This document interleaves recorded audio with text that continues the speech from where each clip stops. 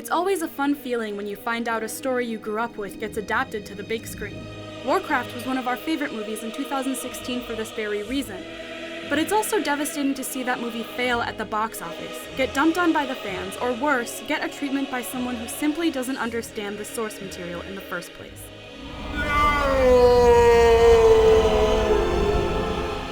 No one really talks about the movie anymore, but Eragon is actually a perfect case study for how to do an adaptation wrong. Heck, it's just a bad way to make a movie in general. So let's take a look at Eragon. Eragon started out as a book written by Christopher Paolini at the sprightly young age of 14. 17, forgive me. Point being, the guy was objectively young by author standards. But he had help. His parents just so happened to have the money and connections to self-publish their son's manuscript and take him on tour all across his home state of Montana. If you've driven through Montana, you'll know it's got a lot of mountains and then nothing.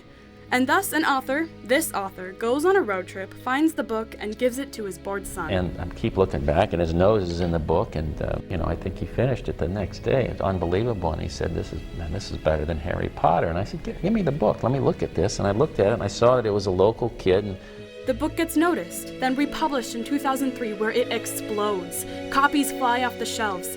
It's not the greatest book out there, and it definitely exists as wish fulfillment, but it's raw, honest, and it has a sense of nuance you don't often find in other stories with a white and gray morality.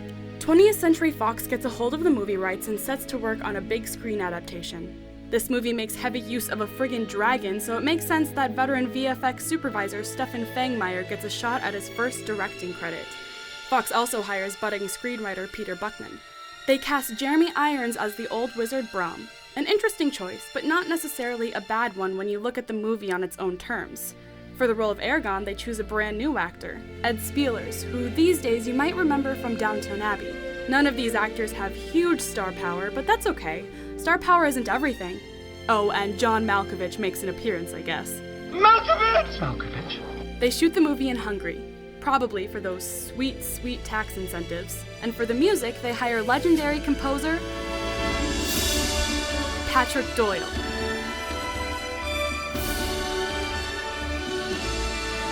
So the movie premieres with pretty bad reception. Audiences are pretty mixed, with only the most die-hard fans loving it. So what happened? The knee-jerk reaction is to say, oh, they weren't faithful to the book. And while yes, it's good to stick to the heart of a story, changes will be made. You're translating to a visual medium from text on a page. In the eternal words of that infamous pair of self-proclaimed assholes, books do not matter. So let's shut that down right away and look at the movie on its own terms. First, we want to note a few things the movie did right. Patrick Doyle's score is amazing.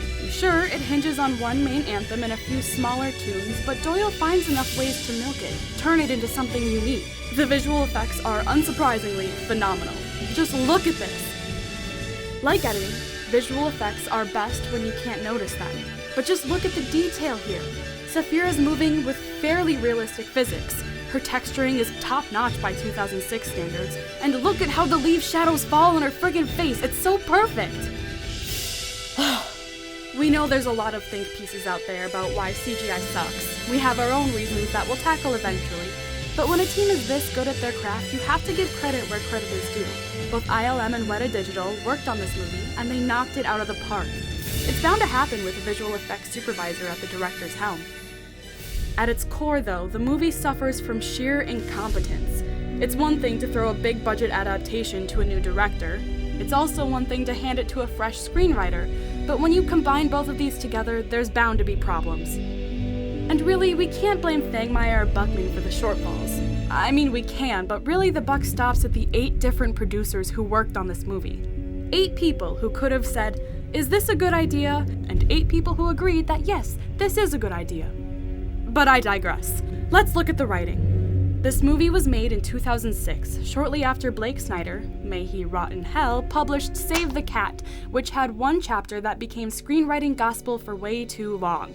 He'll get his own video one day, but for now, we'll just give you the short version. Snyder was a popular screenwriter in the 90s who managed to sell a lot of original scripts to big Hollywood production companies. And so, he shared his formula for both writing and reading screenplays. It's a useful tool for beginning screenwriters, but the cracks start to show really fast, and with Buckman being a fresh screenwriter, you can see Snyder's influence everywhere in Eragon. Scenes go for their allotted page count, and transitions from one scene to the next are hilariously abrupt. It's clunky, and a lot of the movie's clunkiness could be avoided with a director who knows how to craft a scene. Unfortunately, we didn't get that. Again, Fangmeyer's visual effects direction is amazing for its time. I'm not going to knock that. What I am going to knock, however, is the paradox where the visual effects are so well done, and yet the production design team somehow didn't have enough talent to make elves or dwarves exist in this movie, or to make the Urgles anything other than humans with face paint. The other big problem is this. Hollywood veterans will work their way up the chain until they eventually try their hand at being a director. It happens all the time, but it's also a mixed bag. For every Stanley Kubrick, there's another Aaron Sorkin or Wally Pfister.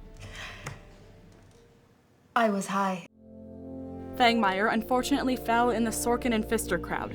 Good at what he's done, but not cut out for directing. Here's the thing about directing a movie. You have to have a working knowledge in every aspect of production, or at least most of them, or things are going to fall flat. Now, some Eragon detractors will say that the movie is bad because the book is bad. But while the books have their own problems, it's clear that the movie's problems are unique.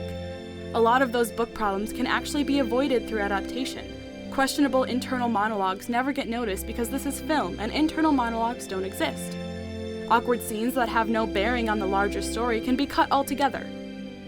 Like I said, any book-to-movie adaptation will condense and change things. So with that said, what would a quality Eragon adaptation look like?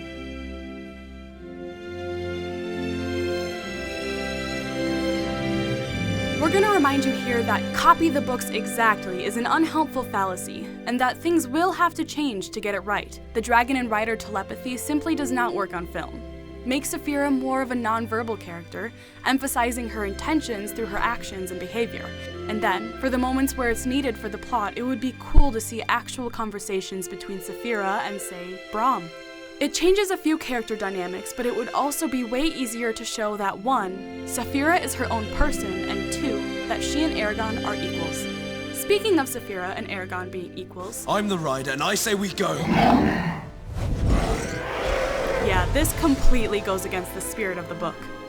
At its core, the inheritance cycle centers around 2 things, friendship and negotiation. The bond between Eragon and Saphira will make or break the story. Eragon, Saphira, and Brahm spend the entire book figuring out what's the right plan of action. Sometimes they make the right decisions, sometimes they're wrong. Sometimes one of them rushes into things without thinking and the others have to save them. It's not a clear-cut quest like many other fantasy books, except when it is. World building is another crucial thing to keep in mind. Elves and dwarves are things that exist in this world, and Peter Jackson showed us just how feasible it is to make each of them happen. He's back. Arya looks like a human. Slap some pointed ears on her. Boom, she's an elf now. Workers in Farthander look like humans. Raise the camera and bring Eragon closer, and now they're dwarves.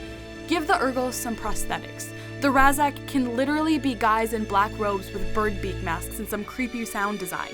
You don't have to break the bank on these effects. You just need to make us feel like we're living in a world.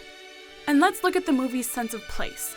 The books were written in Montana, so it would behoove an industrious director to milk real North American landscapes for all they're worth. Eragon's scenes in Carvajal can look amazing in the Rocky Mountains in the winter. Eragon and Brahm actually travel in the books, so take us out to the plains. The 2006 movie felt weirdly gritty, and part of that is because our heroes never see the shipyards of Tyrm or the cathedral at Dros Leona. And when an Eldest movie eventually happens, we'd like to present, for your consideration, Du Weldenvarden, as portrayed by the Great North Woods of Minnesota. Yes, we're a little biased. Throw in a symphonic score, a healthy dose of wide landscape shots, some long, lingering takes, and a brighter look overall, and you've got yourself the makings of a masterpiece that may even be better than the books. And finally, remember that the hype wave is gone, which means that an Eragon reboot needs to stand on its own terms. Oh, and maybe while we're at it, we can skip the random pop song entirely. Thanks for watching.